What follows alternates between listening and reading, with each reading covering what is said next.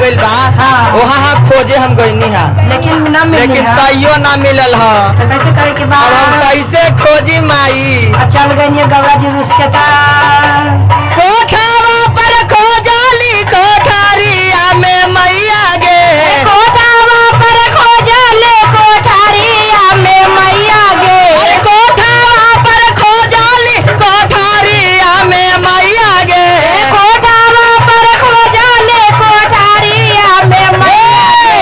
आगाना में खोजेला भूला गइली मैया गे, आगाना में खोजेला भूला गइली मैया गे, आगाना में खोजेला भोला गले मैया गे। अरे आगाना में खोजेला भूला गइली मैया गे, भोला गले मैया गे, भोला गले मैया गे, भोला गले मैया गे, भोला गले मैया गे।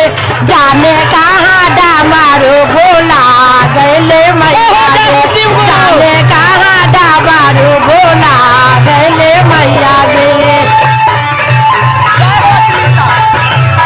ताली बजा के